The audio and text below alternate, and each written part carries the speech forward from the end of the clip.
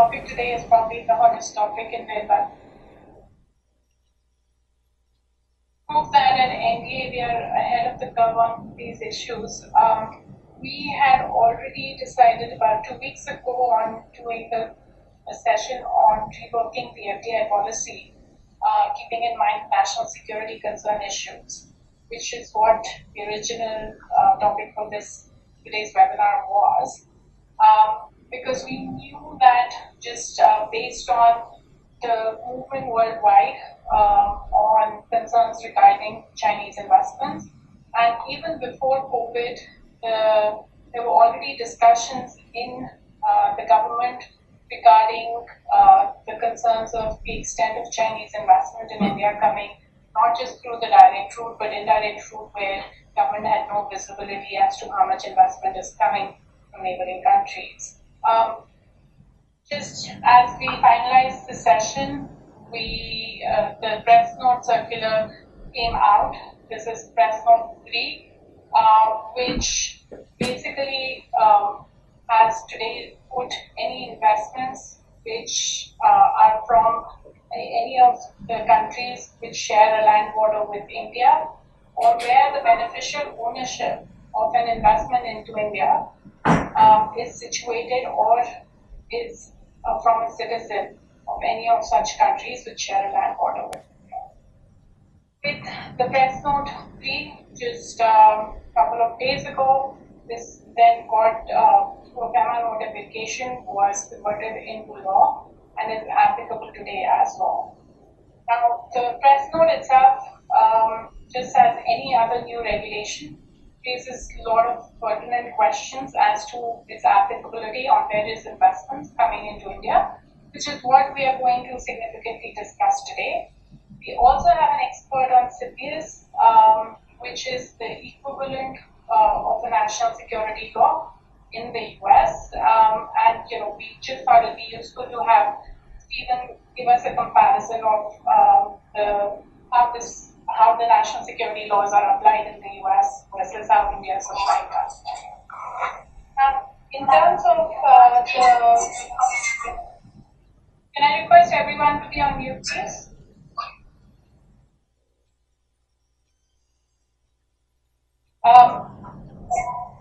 In terms of the actual provisions of the circular issued by the government, I think the pertinent issues are with respect to definition of beneficial ownership and what all countries are covered by it and what all regions are covered by it. Just in terms of, because they use the word countries which share land border with India, one of the issues that arose was whether or not investments coming in through China or through citizens of people based in China would be covered under this specific press note. Even though the Hong Kong doesn't share a land border with India, fact is Hong Kong is seen as a special administrative region, however, is a part of Chinese as part of their country. And therefore, as far as the government is concerned, they are not excluding Hong Kong, even though there is no sharing of land border and it's a special administrative region of China. This is pertinent again because Hong Kong has a very robust funds industry and a lot of investment coming into India comes to funds that might be situated or where the GPs or the investment managers might be situated in China, and I think this is an issue that the government is looking at closely. And what we've been told is that he's considering giving exemptions at least to persons who are of Indian origin and see if they can make an exception to those. But as of today, based on the press note 3 wordings, any investment from Hong Kong, we believe would be considered to be included in the scope of the press note. Also comes into question the terminology used in terms of meeting the test of whether the investment is covered or not, i.e. beneficial owner. Now, just taken by itself, the definition beneficial owner can be very, very broad and can also include 1% of shareholding held either directly or indirectly in a company. Therefore, a beneficial ownership definition by itself is much broader than a control definition, which we have typically seen in Indian regulation. However, there are a couple of laws in which beneficial ownership definition is already provided. One is the Companies Act. Companies Act has a definition of significant beneficial ownership, where any Indian company is required to identify a significant beneficial owner and report if that significant beneficial ownership goes up to an individual. The single beneficial ownership test, we believe, is going to be the minimum required test that any investment coming into the country will have to meet, because the single beneficial ownership test is something any Indian investee company will have to do for its investment and report and file that with the ROC, and any investment disclosures then you henceforth make cannot be in contravention with what you have filed with respect to your SBO filing. The SBO threshold, very importantly, is firstly ownership threshold of 10%. If any entity directly or indirectly owns more than 10% in an Indian company, then you have to look through and see if there is an individual behind that 10% or more ownership, and that individual is then required to be disclosed as a beneficial owner, and it is an individual test. So if there is no individual that you see as a beneficial owner, then the test doesn't require any significant beneficial ownership to be disclosed. This by itself, we understand, might not meet the purposes of the beneficial ownership test provided under the press note. The other test is provided by RBI in its master directions on KYC, and that test specifically is a control test, unlike the test provided in the Companies Act. The test under the KYC master directions of RBI provides where a beneficial ownership test where the person, whether acting alone or together with one or more persons, have either a controlling ownership interest or exercises controls through other means. And controlling ownership interest, then the threshold is 25% or more compared to the 10% test under the Companies Act. Control then further includes either right to appoint majority of the directors or control the management or policy decisions, including by virtue of any shareholding or management rights of shareholders in shareholder agreements or voting. Then further, in both the tests, there are variations depending on whether the ownership is through a partnership, through a company, or through any other structures. And I think the test will have to be looked at by your lawyers in detail.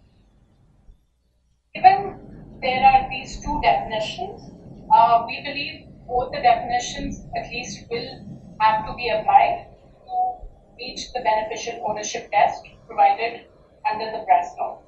Whether meeting these two tests is going to be sufficient is something that is still under discussion, but based on our understanding, especially talking to the 80 banks, they are currently definitely applying the definition provided by RBI under the KYC master direction. And we are hoping that government will soon clarify this, because it is going to be very, very important for future investments coming into India that we have clarity on. With that, given that the session is with IVCA, let me bring in our foremost expert, Mr. Devaiah, who is the Vice Chairman at Everstone Capital and their General Counsel, to just help us understand the funds industry on the present. Thanks, Pratibha. Thanks, NDA, and thanks, IVCA. So, Pratibha, before I actually get into the hardcore implications of the customer itself, I'd like to talk a few bits on the customer itself. So when when Prashant 3 came in, the general industry reaction was very normal in the sense of the reaction which you see in a Prashant company. Immediately, phones got into action. Everybody started finding mistakes. This is not there, that is not there. So it's a huge debate on the press. And as expected, after all the initial debates were over, there was a quick kind of a review saying that, this is not law until Webunar comes. And RBI is going to do specific, a lot of stuff is not like then the wait started for Webunar revision. Okay. Fortunately or unfortunately, the Webunar was actually the image of this. There's a subtle message here. It is a not fixed. Both the regulators are animals and both of the industry segments, I think, have failed to pick up the subtle message.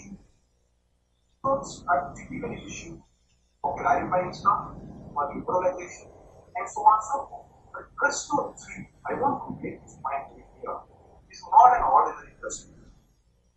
It's a press note which is issued national interest. It has underlying traits of constitutional provisions. It has traits of foreign policy invited into it. There are sovereignty issues. There are economic independence issues. There are a whole host of things. Unfortunately, I think the industry is not able to pick up the certain message that's contained in the press note, which is not just the press note. The term press note, according to me, is a misnomer. We probably should have called it in some other, very honorable name. Unfortunately, people are just not picking up the message. That's its value. A lot of experts have started pointing out the deficiencies.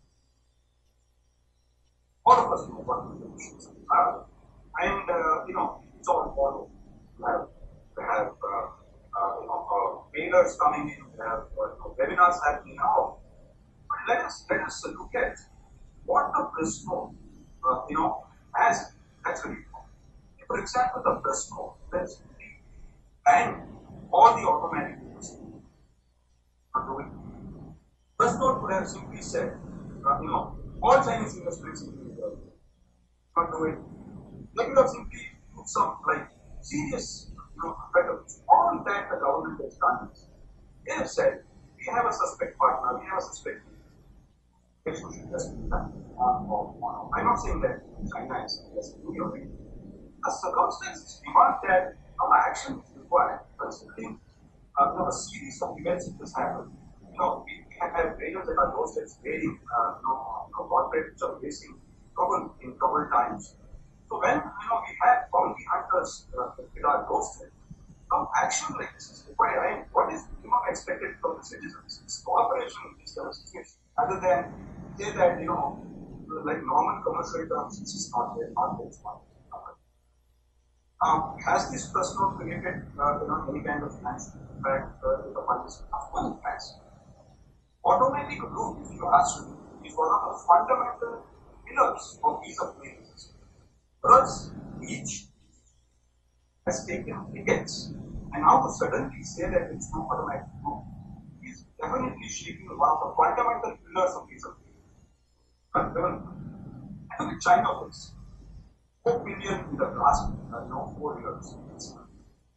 Out of 30 unicorn, they had somewhere that almost as many as 18 funded by total estimated in the last 5 years. For China, also and some others are already prepared for the right. So, what is that? I actually, to actually see what I mean, I made some analysis of what the other countries have done. Most of the countries, Australia, France, Italy, Germany, EU, of course, United States, I think Stephen is going to give us one example. And all these countries have also look at the regulations. But with one thing that the restrictions first step. First, India wants right? Even a paper or even a one step. I don't want add speculative. I guess considering the situation, for me, for the government to clarify, but wearing by removing my legal hat and national hat again, for a moment, it will be a little more clearer. But nothing is outstanding.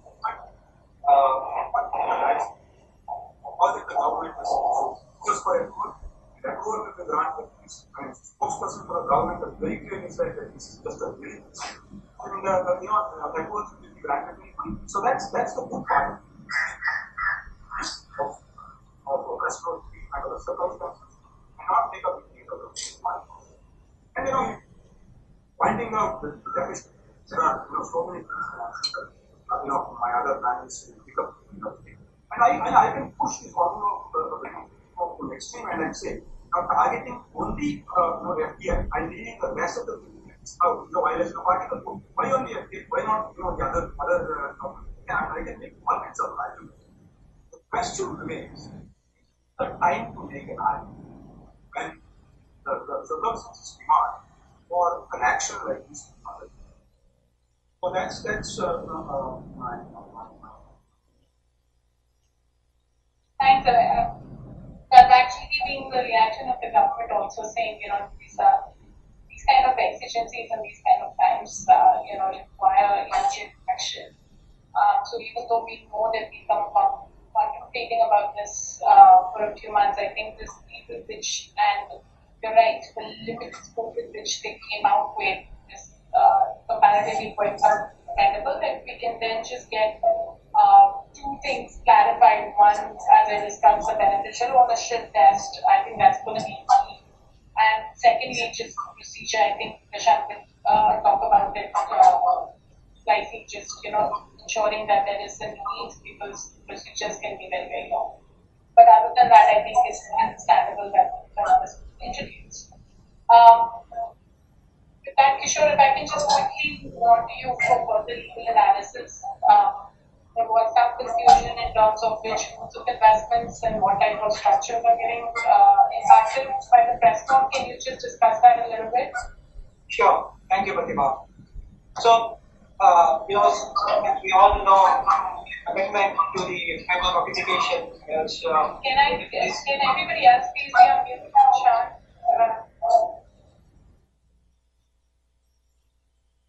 So, as we all know, the amendment has happened to the FDI investments in respect of in our regulations. And to that effect, when we say basically it's foreign direct investment, we are talking about different scenarios how of foreign investments can take place. First of all, now that this notification has come into effect and that we already have a lot of foreign investments into India, into Indian companies, we assume that all the existing investments in which there may be investment from these neighboring countries would be grandfathered. And with that assumption, of course, we are moving ahead. So in respect of this investment now going forward, any new investor wants to make investments into India, it could be either by way of subscription of shares of an Indian company where the money comes into an Indian company, or there would be transfer of shares from a resident Indian. In both these cases, there are always filing requirements that already have been prescribed by the Reserve Bank of India. So to that extent, there is some monitoring happening at the Reserve Bank of India level. But when we are talking about a transfer from one non-resident to another non-resident, the RBI notification doesn't prescribe for any filing, and that happens on an automatic basis. So to that extent, of course, the Reserve Bank of India, I'm sure, will take into account some kind of a filing that needs to be done so that at least when this transfer takes place, the restrictions that has been imposed pursuant to this RBI notification would be taken care of. Could it be a transfer of shares of a foreign company taking place by one foreign existing shareholder to another foreign buyer? Now, even though this transaction is happening outside India, the foreign company shares which are being transferred would have a joint venture or a wholly owned subsidiary into India. So to that effect, on a look-through basis, there would be a change of foreign shareholder. So that also, of course, would be taken into account in terms of how this would be reported to the Reserve Bank of India, and that the restrictions under these notifications are taken care of. The another aspect in respect of investments is invested by the existing shareholders, because as I said, we already would have a lot of foreign investors with investors from the neighboring countries on a look-through basis as well. Now probably they all would be their grandfather, but going forward, any fresh investments into the same entities or into the new entities, or for that matter, such companies making downstream investments, which has already been grandfathered now by them, whether these downstream investments would be would require any prior approval of the government, because the existing investors into the FOCC, we call it Foreign Owned and Controlled Company, is majority owned by the neighboring country investor. Or if there is a transfer between one FOCC to another FOCC where there are no filing requirements, and that new acquirer would have something, of course, I think Prashant, my colleague, will be touching upon it. Under the FDI route, there is a rights issue that is permitted to be done by the Indian company, and one of the provisions that is allowed for the Indian company is that in case if the resident investor renunciates his shares, the non-resident investor can buy those shares, subject of course certain terms and conditions. This is allowed on an automatic basis. So to that extent, again, it will have to be seen that the restrictions under this notification are dealt with. When we come to the other route, which is FPI route, the foreign portfolio investment route, of course, as we all know, it is a portfolio investment, and hence the FEMA notification would not apply to it, for the simple reason that this is a portfolio investment, and what government wanted to restrict is more investment into management or control. However, we all know that the SEBI, as also Reserve Bank of India, has now allowed foreign portfolio investors to even go beyond 9.9%, and in which case they are given two options. One is to divest the shares or to treat that as foreign direct investment. And in fact, the NDA rules of the Reserve Bank of India define foreign investment to include even the FPI investment as well. So to that extent, when this investment exceeds 9.99%, and considering these are the shares of a listed company, so naturally there won't be any negotiation, there won't be any discussions with either the authorized dealer bank or the Reserve Bank of India. It's just that somebody wants to acquire the share, he goes ahead and acquires the shares. And in which case, if the investor happens to be having investors in excess of the limit that are prescribed from the neighboring countries, then there has to be some mechanism in place that he either would have to, of course, divest the shares within 5 trading days, which is what is one option that has been given to him. Because getting the approval after acquiring the shares from the government would be more a post facto approval, and which I don't think the government would be looking forward to it. The third scenario that we are looking at is investment into LLPs, limited liability partnership. Now, the schedule under the India rules is kept separate for investment into LLPs, primarily because there are certain different terms and conditions which apply when investments takes place into LLPs. One, of course, is the SEBI registered FPIs and FVCIs cannot invest into LLPs. The other thing is the investment into LLPs would happen only if the activity is in the sectors in which 100% FPI is allowed, and that there are no FPI-linked performance conditions. And that's the reason I think this LLP investment is kept separate than the FPI investment. But it seems that more investment to LLP is kind of a subset of FPI, and hence the FEMA notification ideally should apply to even investment into LLPs as well. Same would be the case with the FVCI route, that is foreign venture capital investment route. But we all know that FVCI is allowed only in 10 sectors in India, but some of which are very important sectors like biotechnology, nanotechnology. We have R&D in new chemical entities in pharma sector. We have infrastructure as one of the sectors, and also FVCI is allowed in startup companies, irrespective of the sectors. Having kept this in mind, I don't know if not keeping these restrictions on the investment by FVCIs into India was a deliberate thing, or I'm sure the Reserve Bank of India also could look at it. And in fact, investment into FVCI, when it is made in Indian companies into equity instruments, it is subject to sectoral caps, entry rules, and attendant conditions. Hence, ideally, it is again a subset of an FDI, and hence, ideally, the FEMA notification should apply. The other route, as we all know, is investment into investment vehicles, which is AIFs and REITs.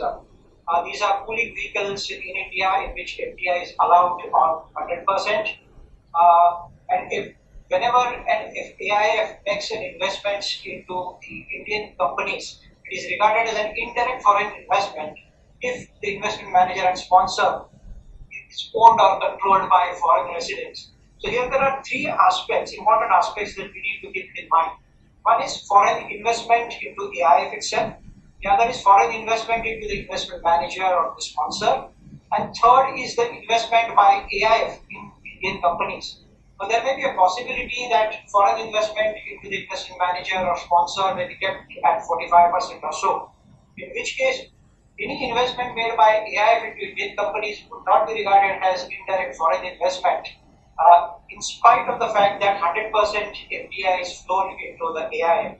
So to that extent, I'm sure the Reserve Bank of India would look into it from the aspects of the restrictions that are imposed currently under the FDI regulations. And last, of course, is in case if Indian company has taken any external commercial borrowing, there is a provision that subject to certain terms and conditions, one of which, of course, if they are unable to repay this borrowing, then it can be converted into equity, and this equity would be regarded as an FDI investment.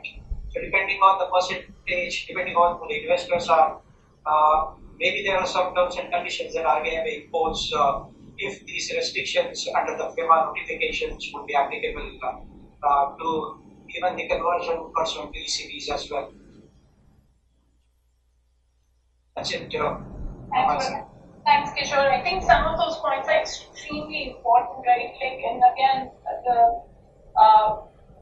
some of the clarifications are going to emerge, while we can analyze the law best as possible currently, specifically in terms of applying to LLPs, applying to FVCIs, applying to AIFs.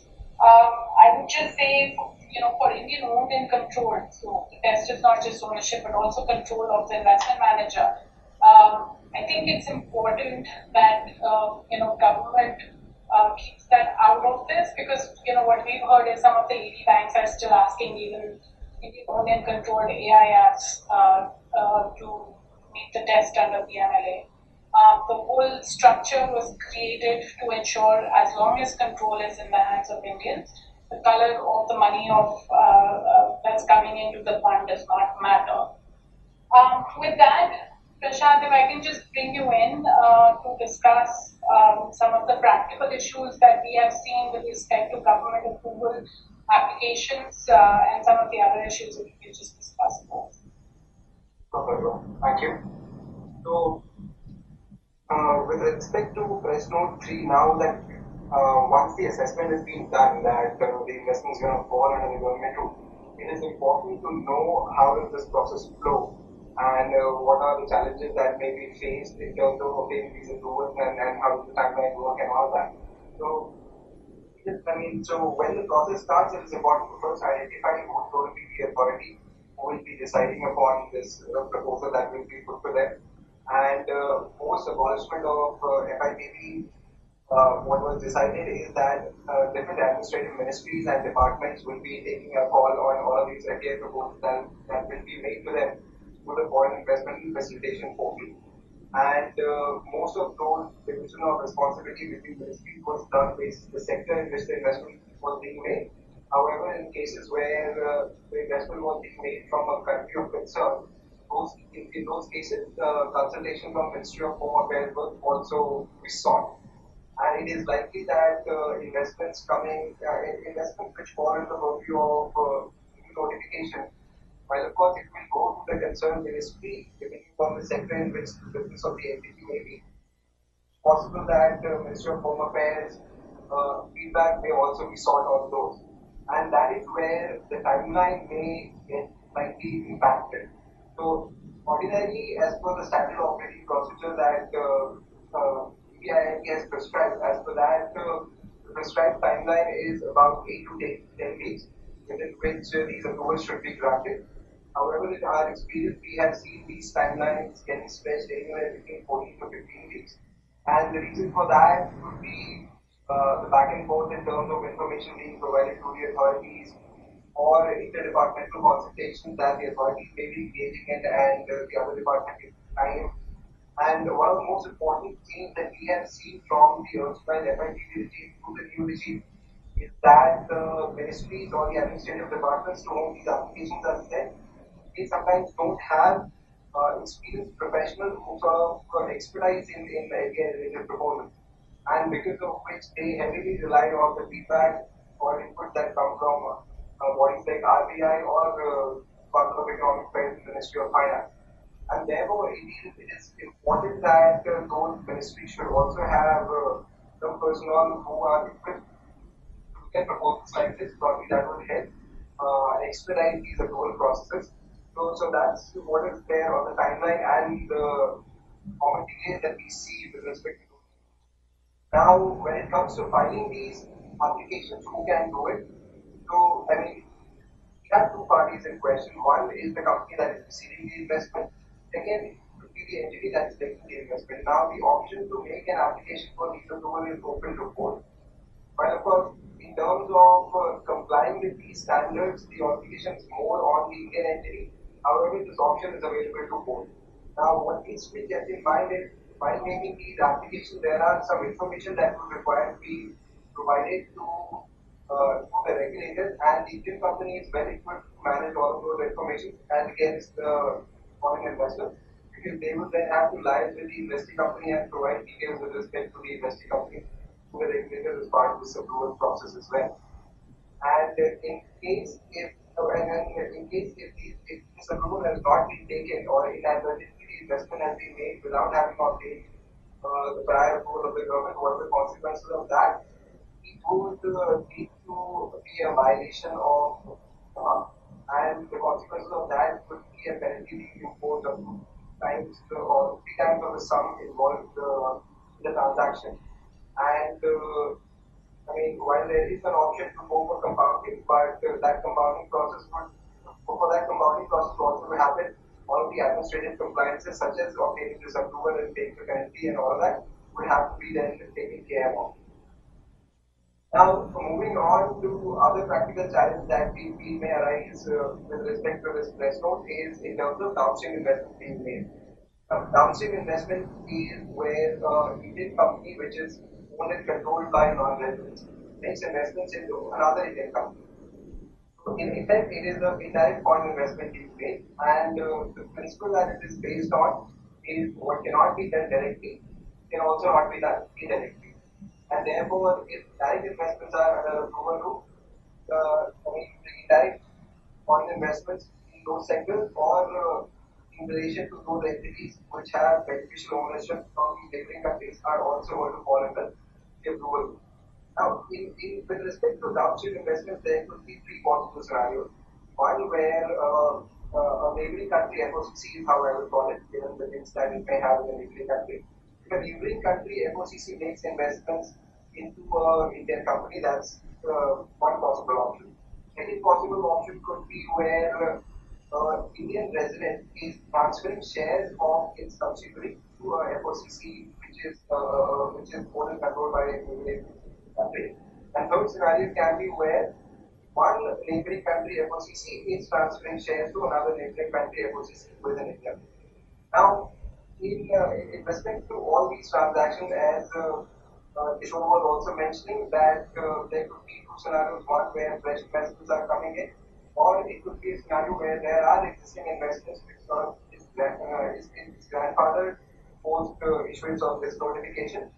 Now, in all these scenarios, it is likely that an approval of the government will still be required unless the an investment which has been made pursuant to an existing government approval in which there are specific conditions that any future investments is permitted to be made so long as there is no change in the shareholding. However, for that to happen, a specific condition would have to be laid down in the government approval, and the same would apply on any new investment coming in for which an approval is being sought. Once the approval is taken, any further investment to be made would be subject to the conditions which are there in the approval received from the government, which need to have enabling provision for future investments to happen under automatic rule. And not built in the approval, then it is possible that every time you bring in any capital, you will have to go through prior approval of the government. And now, when you make downstream investments, it could either be made by capital received overseas, or it can also be made from the internal approvals of the Indian entity. The internal approvals here would be the profit that has been sent to the reserve after having paid the taxes on that. Now, in effect, it is the income that has been earned in India, so it's not foreign money. But yet, if you are a neighboring country, FOCC, and you are using that money for making downstream investment, it is possible that you may still get covered within this threshold and it may have to go for a prior government approval. Now, we've seen in other cases the obligation of meeting with the requirements and the PEMA is mostly on the Indian company. But in case where we are dealing with a downstream scenario where both entities are Indian entities, we need investor entity that would have to ensure that all of PEMA related compliances are being adhered to. And in the absence of which, they are the ones who may be held accountable for it. Now, so that is with respect to downstream investment.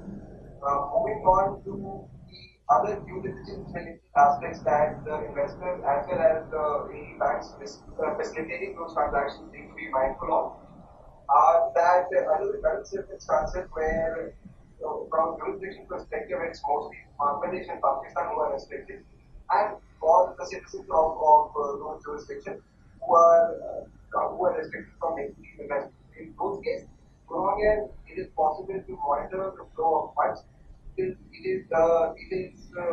diligence in that case is reasonable enough to monitor those transactions from happening or not happening, or pushing it for an approval to be sought for that. But in a scenario where now there is a beneficial ownership requirement also built in, we can create a possible scenario where investments will be rooted from neutral countries as well. In those cases, I mean, the threshold for due diligence is now increased both with respect to the investor entities as well as the AD banks would be facilitating those transactions. Now, with respect to the investee entity, what they need to be now mindful of is that the investment coming from the investor, they may have to ask them upfront if they have a beneficial owner who may be from these different countries and accordingly satisfy themselves that any investment in them do not fall under the provisions of this threshold, because any violation of that would then be problematic for the investing company as against the investor, even though it may happen that the investing company may not have known of that scenario. Alternative to that is in a case where there are transfer of shares taking place with an Indian company, where again the company may not be involved in the process, and through shareholder, an existing shareholder may sell it to a future shareholder, and the future shareholder may be a fund or an entity that has a beneficial owner from many of these neighboring countries. In those scenarios, it gets really difficult for the company to ensure that any such transaction doesn't happen. So I think to make sure that such situations don't occur, the investing company may have to keep their shareholders in confidence or maybe take a declaration from them that while entering into any transaction, they should be mindful of this provision. So this is the step that may be taken on part of the investee entity to make sure that they are in compliance with this threshold. As far as the ED banks are concerned, there are certain KYC requirements that they have to adhere to while these investments are being made. And of course, they will rely mostly on the declarations provided by the parties involved.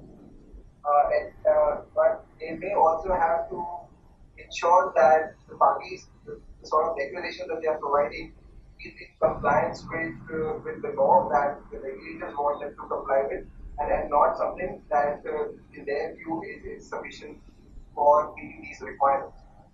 And other than this, I think some of the practical challenges that may be faced is in form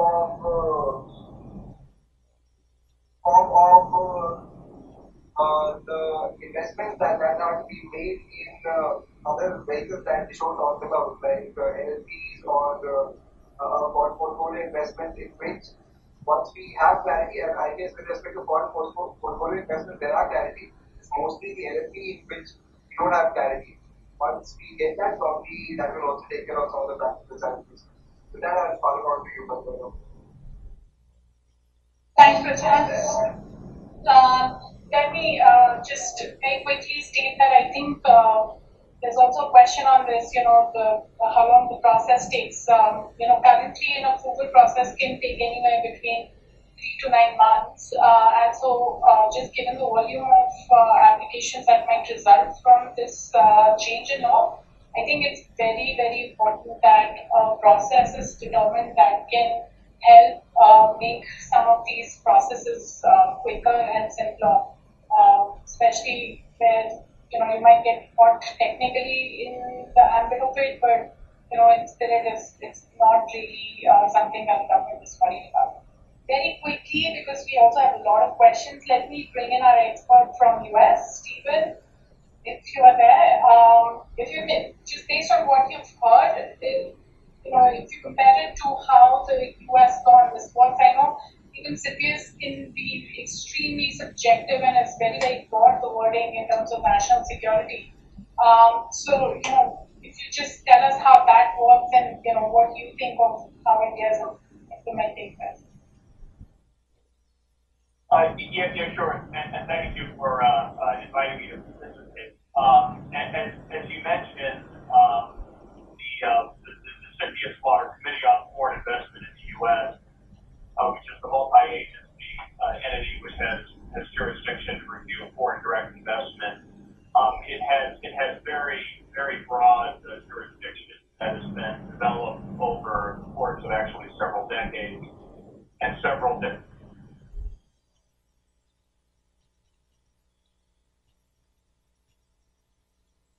Stephen, we just lost your voice.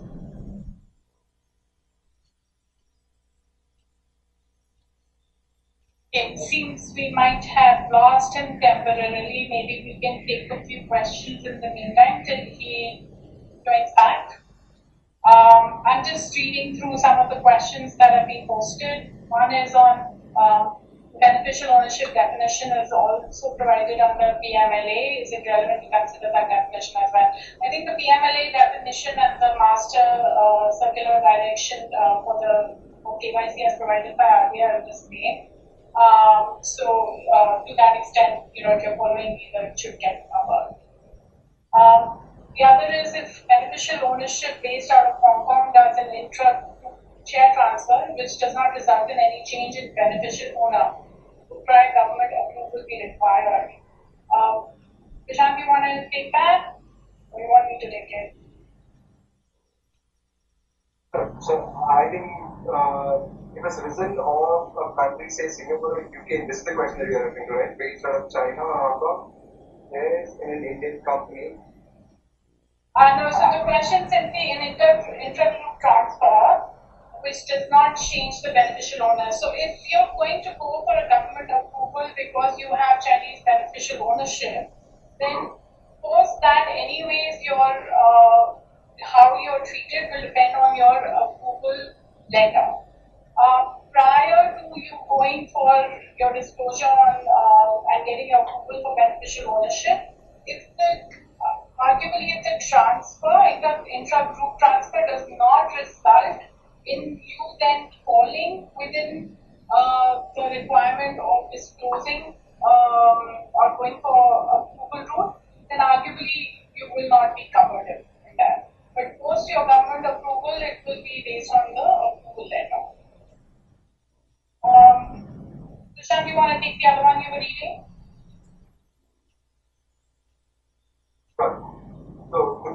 question says is if a citizen of a country, in Singapore or UK, is based out of China or Hong Kong, holds shares in an Indian company, can you be, and this is directly or indirectly, can you be said that the beneficial owner is based out of China or Hong Kong?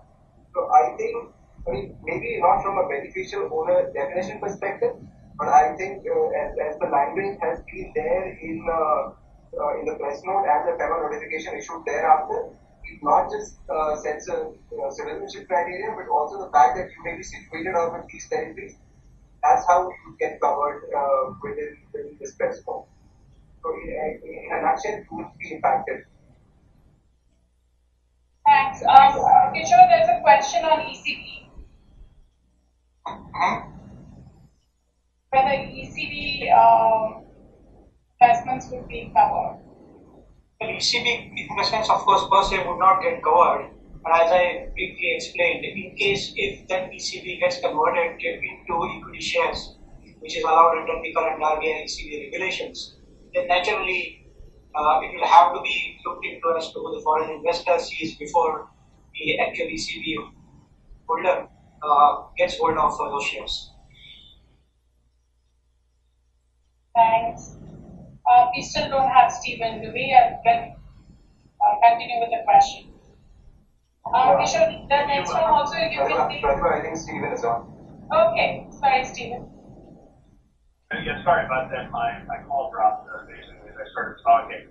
But as I was saying, the U.S. law, which is the foreign direct investment regime, which is enforced by CCep, has been in development for several decades, and some areas different between the U.S. regime and what is being enforced or what will be enforced in India under this new regime is first of all there's no limitation on specific country.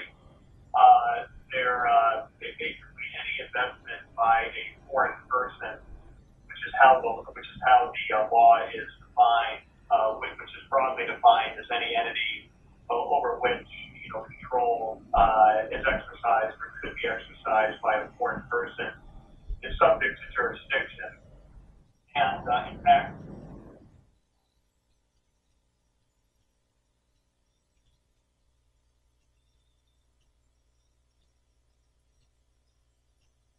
Okay. Even we can't hear you.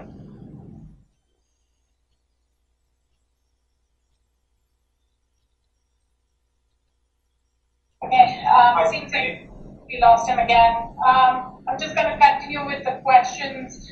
Prashant, Kishore, there's a question on whether transactions initiated through stock exchanges would be covered. No, it won't get covered because, as I said, generally these transactions on the stock exchanges are under the portfolio investment route, and those are then not for the acquisition of management and control. And I think the government's intention always to keep them out of it. At least till the extent of 9.99%, which is the limit applicable to the FDIs, they won't get covered. Yeah. Thank you. So yeah, till it is an FDI investment above 9.99%, it becomes FDI and hence the current press note will get triggered. Okay, taking on the next question. Do we have Stephen back? For some reason I can't see him on my screen. Oh, not yet. Okay. How would global funds having Hong Kong as a participant be impacted? I think the answer to that would depend on,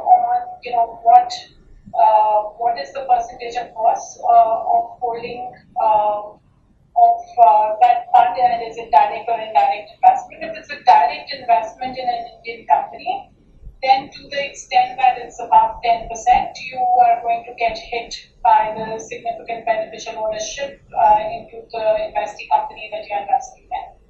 If it is an indirect investment, then arguably you have to meet the test of the RBI KYC direction with respect to your ownership in that the holding company to which the fund is coming.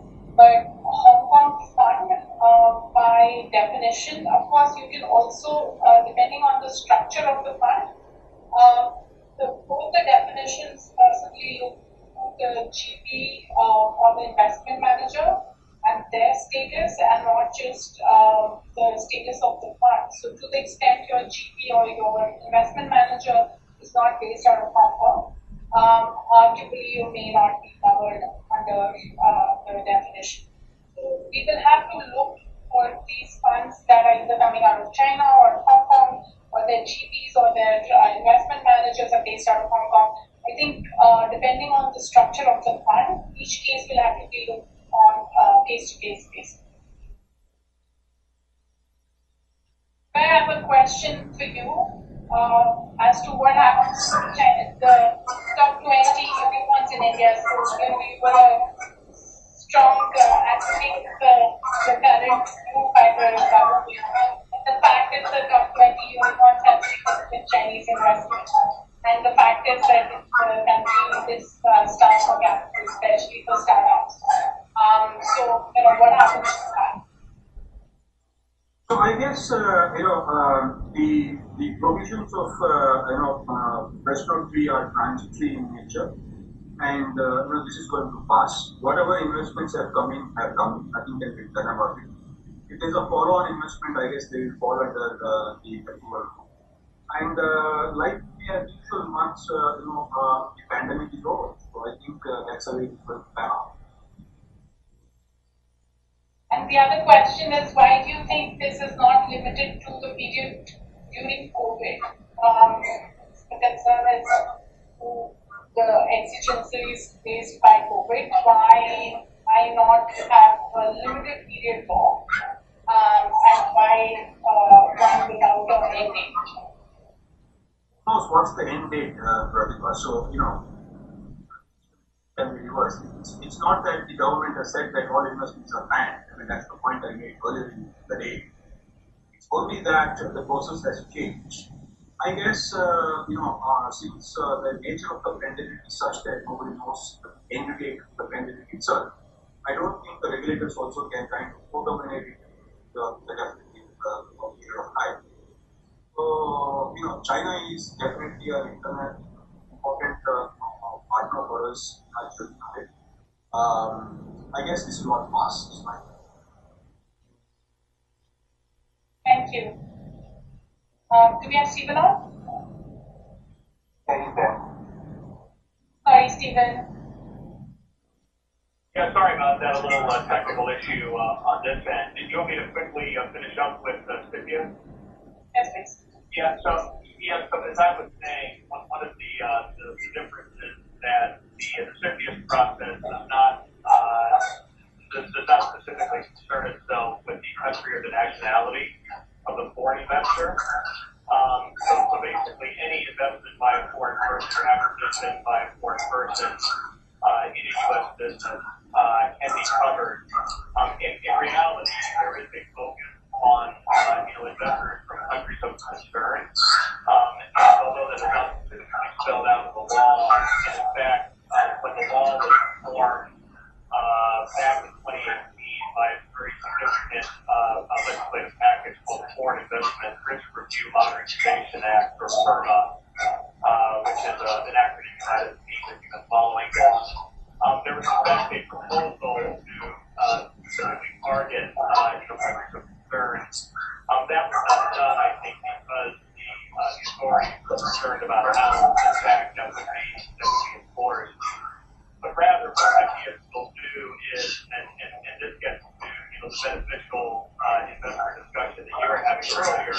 One of the relevant things that CFIUS will look at is there any kind of control or any kind of tieback from the investor to a country of concern, and when you do a filing with CFIUS, you have to provide a very detailed information on investors and shareholders in a foreign investor, because the committee wants to know both the direct owners as well as the indirect beneficial owners, and so they're going to follow it all the way back up to have like a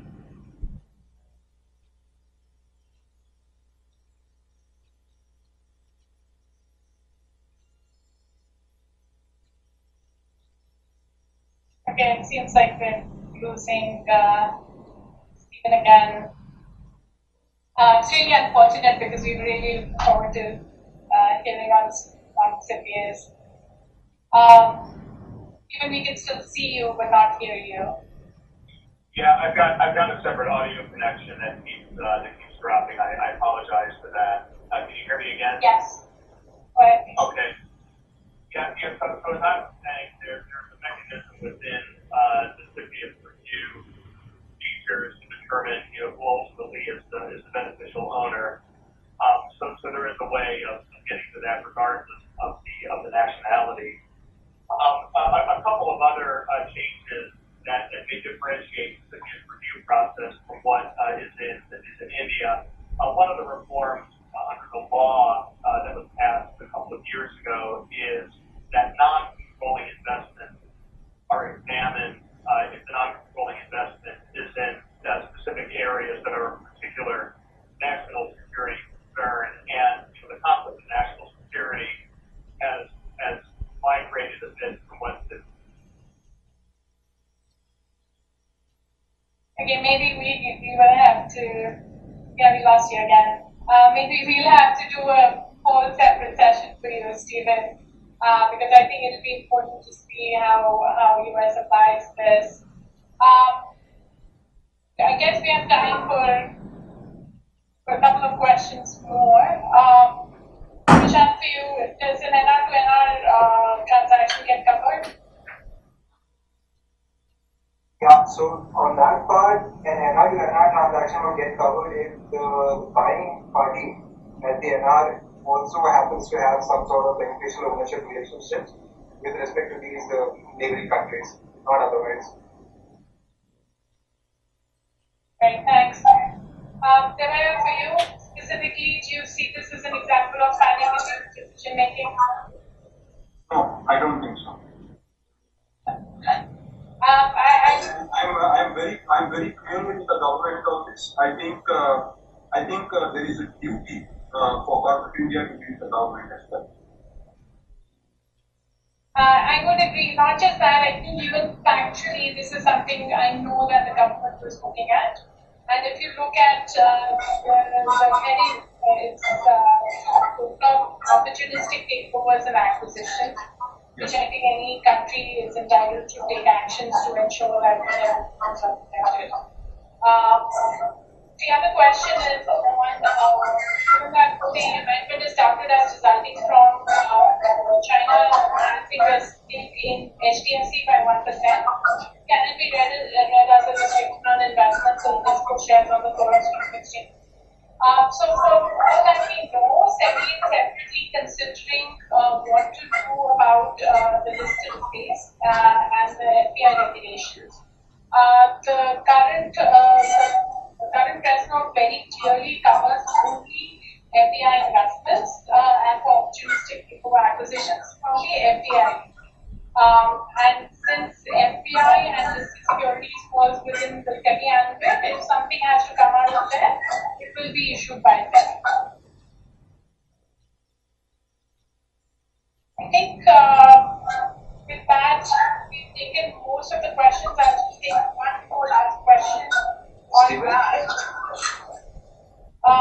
Whether the current change in law scenario results in acquiring investors putting in a MAC NAE as a possibility in the timeline in a circle of others, because financial implications of the target. I think whether or not would the MAC NAE also will depend on the wordings of your MAC NAE clause in the agreement, but to the extent change in law is covered there, then yes, this would be covered under your MAC clause, and as a result, may have to enter into a renegotiation with your potential investor.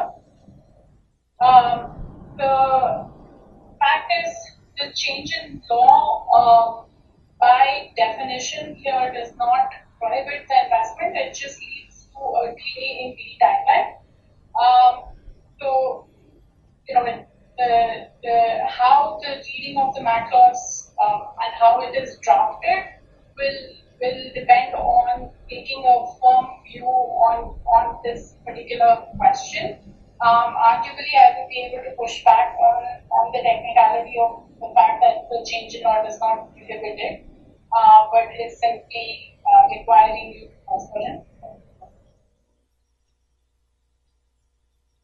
I think with that, we've covered most of the questions. My sincere apologies to Stephen again for not able to. Stephen, are you there? I am. Can you hear me? Yes. Apologies, but hopefully we can get you on another day. We have 3 minutes over already from the scheduled time. Devaiah, thank you very much. It's always very useful to hear your practical views. And thank you for the participants. Over to you. I think it's not using Chinese experiment. The CCep regime now controls it reviews non-controlling investment, and national security as a concept has been migrating, where increasingly U.S. authorities have been concerned about technology transfer, access to critical infrastructure, and so non-controlling investments where there is some kind of foreign access or control over U.S. businesses that are developing, designing critical technologies, which are defined to include most technologies and items that are subject to U.S. export control laws, including commercial dual-use items. That's covered. U.S. companies that are engaged in critical infrastructure, so that's everything from energy sector, utilities, highways, ports, airports. That's also a matter that's covered, and then an increasing interest in data security. And so, CCep was now looks at the foreign acquisitions of U.S. companies that are collecting or maintaining large volumes of the sensitive personal information of U.S. citizens. So that's health data, that is financial data, biometric data, things of that nature. In fact, there have been several Chinese acquisitions of U.S. companies that have been unwound or ordered to be divested that have been significantly in the news. And these companies are all within this area where they're running like social online apps and collecting that kind of information. One other area that we have now looked at specifically are real estate transactions. Those used to be not covered, specifically exempted under the old CCep law. So now, if there is an acquisition or a lease or a possession of real estate by a foreign person that is proximate to certain identified U.S. governmental and military facilities, or that is in or functioning as part of a certain defined U.S. airport or maritime port, that also comes to CCep's jurisdiction. CCep notifications are still largely voluntary. It used to be entirely voluntary. Now under this new law, it's voluntary, except for a small number of transactions, one of which is if you have either a control acquisition or a non-controlling investment in a U.S. company that is engaged in critical technology development and production. That specifically is within a mandatory notification requirement as certain triggers are met for the transaction. Another mandatory notification is where you have an acquisition of a substantial interest by a foreign government in a U.S. business that's engaged in critical technology, critical infrastructure, and the collection.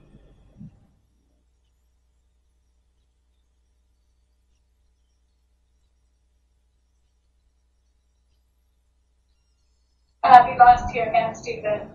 I think it just basically comes in and out.